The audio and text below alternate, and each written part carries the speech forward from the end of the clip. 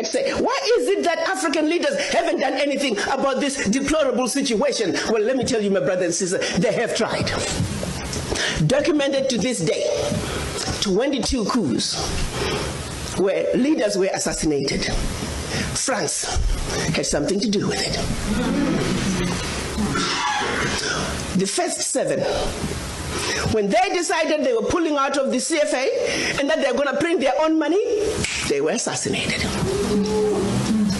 Every time an African leader has tried to do what's best for their country, they were assassinated. Majority of them aided by France. It's a known fact.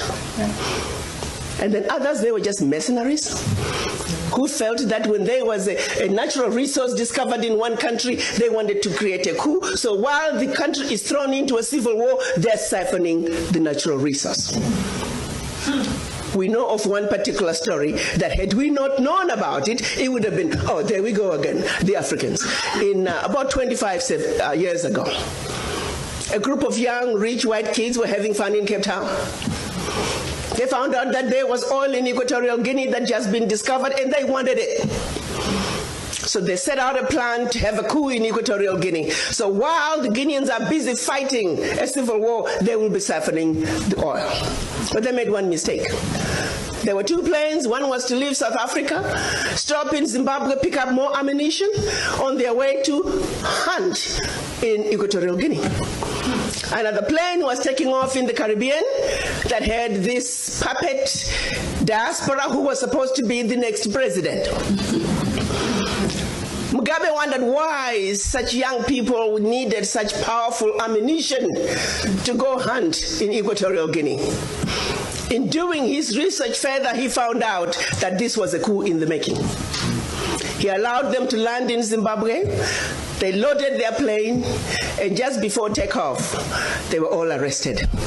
The ringleader of that group was none other than the son of the former Prime Minister of the United Kingdom, Margaret Thatcher. She had to fly to Zimbabwe and paid handsomely to get her son out. The last one of those prisoners left Zimbabwe about 6-7 years ago. Had these young people succeeded, it would have been another coup. There you go, the Africans again.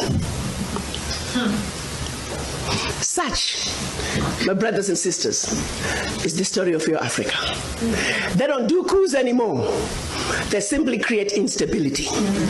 So when you hear of an instability in an African country, ask yourself, what is really going on? Because what they are telling you is really going on is just a shiny object. The real issue is over here. And you need to stop before you start being used as an instrument of your own self-destruction. She's dead.